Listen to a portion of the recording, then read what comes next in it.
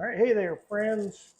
A little bit of technical difficulty today. I was going to try and do a live stream on YouTube, and technical challenges. I couldn't get it to work.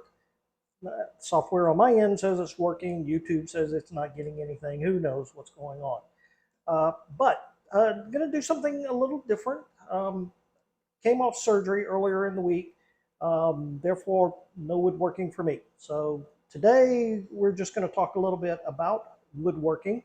I was hoping to be able to go live and get a little interaction and maybe some comments, but it is what it is. So the subject I'd really like to discuss today is about drawing and journaling.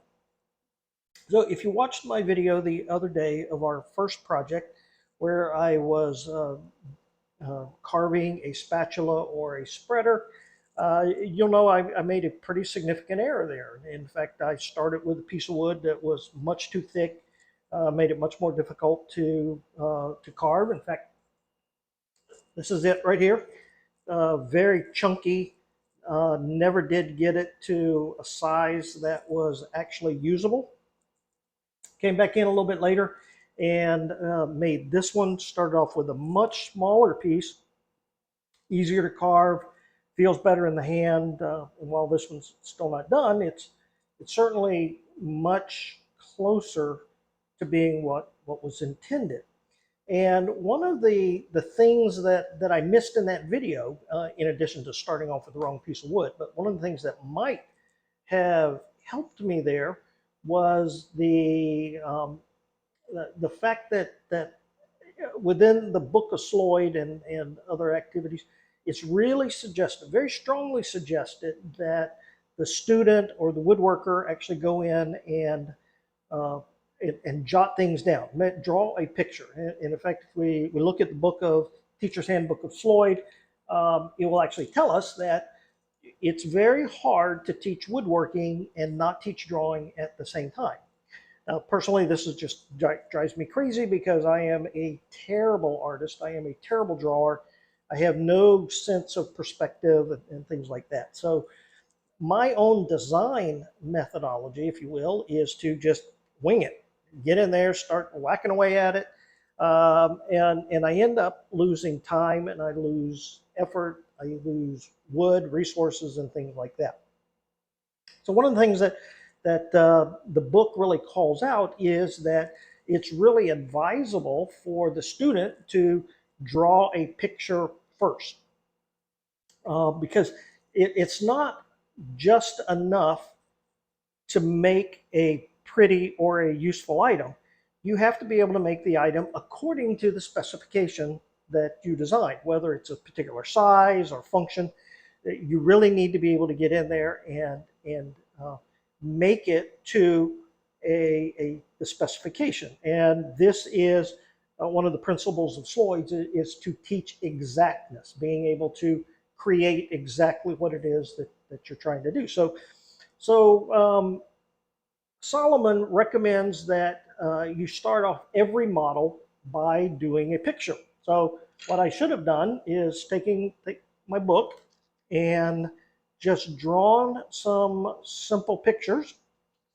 Okay, I did this after the fact, so I should have gone in and drawn some pictures and really got an idea of the size that I wanted, the shape that I wanted, and that really could have sped things up. And so this got me thinking. Um, Beyond just drawing, what is the relationship of keeping a journal as opposed to just doing drawings? Now, I do journal in my personal life. I keep a journal. I don't do it every day. I do journal fairly regularly, and I talk about important activities going on in my life. Um, you Things that I'm working on, dealing with, and there's a lot of advantages to that. And I'm not going to get into a lot of the scientific reasons why you should journal. There's plenty of articles and YouTube videos out there that will teach you all of that stuff. But I want to talk a little bit about how journaling has impacted me and how that might impact my future woodwork. So I talk about when I do journal, I write about a bunch of some of the major life events that are going on. A perfect example is the birth of my grandson, or my son getting married prior to that. So, these life events. What was I thinking? What was I feeling? What was I dealing with at the time? And having a journal allows me to go back in and read that later and, in essence, relive some of those memories. So it's a good record of the activities and memories and things like that. So that's one benefit of journaling. Another benefit is if it gives you an opportunity to see how you've grown emotionally, spiritually, whatever it is you're dealing with. By reviewing your journals, you can see where you were versus where you are today. And those are the things that I started thinking about in terms of woodworking. Can we apply the same concepts to woodworking and woodworking journaling? So when I read the book of the different books on Sloyd, uh, it is highly recommended that a record is kept. But Solomon and his contemporaries recommended that the record be kept by the teacher, that the teacher keep detailed notes about what the student was doing. And this is where I have to disagree. I think it is actually better, would be more useful for the student or the woodworker to go in there and keep a journal. And again, some of the same things would apply. Where did you start as a woodworker versus where you are today, or where you're going to be in the future? Having that historical record, having a list of the projects that you did or the accomplishments that you recorded. Uh, this just seems like this is spectacularly valuable to me. And could you imagine if you were a student of woodworking and let's say you started as a young teenager and you started keeping a journal of everything that you did when you reached middle age and a certain level of competency, to have that record of what you accomplished and what you did. So the more I think about this, I see a lot of value in order to have this journal and being able to start in with notes and things like that. So typically what I do is when I get an idea like this, I start to see what the contemporary. So I start doing searching on journaling for woodworking and things like that. And I found several commercial products out there. You can buy a woodworking journal for keeping a list of all your quotes and things like that. Nothing against those. Absolutely nothing against those. But this is not what I'm talking about. What I'm talking about is a personal journal, a personal diary. Um, when I look specifically for a woodworking journal, it turns into some kind of magazine or vlog or something of that nature. Again, this is things that are designed for commercial consumption and not just for your personal use. So finally, digging around some more, I came across an article from Paul Sellers. Now, if you've seen my videos before, you know that I drop the name Paul Sellers quite often. To me, he is the epitome of someone who has mastered the craft, who is a great teacher. He is a very good teacher. He's mastered the craft and he has lived the life that we're talking about now for decades, not years, decades. And he'll tell you on his podcast and things like that he's 60 some odd years into woodworking. So what did Paula Sellers have to say about it? Well, it turns out that he wrote an article back in 2011 specifically about keeping a woodworking journal. And he said he has journaled his entire life. He has a record of a lot of the projects he's done, the new skills and things like that. And this, to me, this is just like a fantastic legacy. So that's what I'm going to strive for now. Again, coming late to this party here. I did not keep a journal early on. Some of my earliest projects, there's no record of them whatsoever. But I am going to take this journal going forward. I I specifically stay away from pre-formatted journals. I don't like somebody trying to tell me how I'm supposed to journal, and I'm not going to tell you how to journal either. This is something that you're going to have to decide for yourself. So what I'm talking about is what works for me. This is a journal that I picked up at the dollar store. It wasn't a dollar, but it was pretty close to it, so cheap. I really like this one because there's no lines.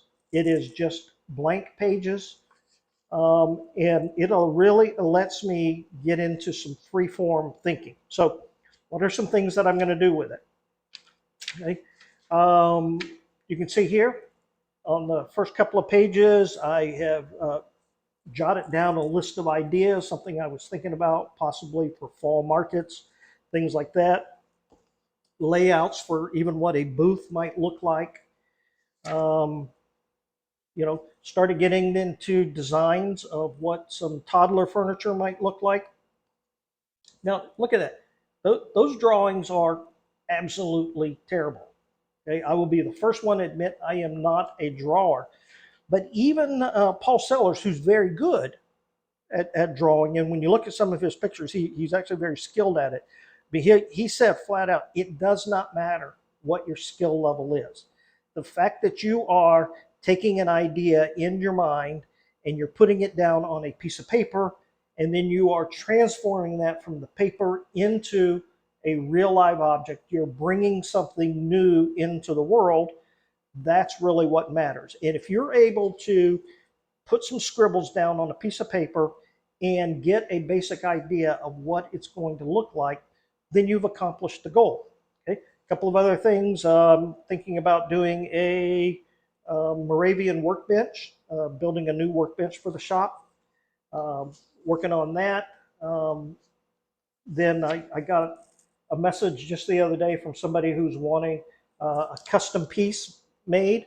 So started sketching out what that custom piece might look like. They gave me the ideas and some dimensions and what they're wanting it um, to accomplish. So here I am. I've now been able to jot this down. I got a date. I'll put some notes in here about the materials I use and things like that. So this is where I'm going now in my journey of hand tool woodworking and woodworking in general, and my desire to up my game and actually have a record of what I'm going to do.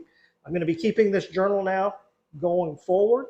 Maybe from time to time, I'll break the journal out and share some additional thoughts with you of what this might look like and how it's going for me. But, give some thought to it. If this is something that you think might help you, especially if you're a beginner, if you're brand new to woodworking, I strongly encourage you to do this. I wish I had done this early on. Okay, get in the habit of writing things down, having a record of it, and I think you're going to be surprised at how much that means to you. I I kind of equate this to finding an old picture album that your mom had stashed away somewhere from years ago, and you're going through and you find all of these gems. You're not going to get that from an online digital photo album, but you are going to get it from that physical document. And I think we're going to get the same benefit from this.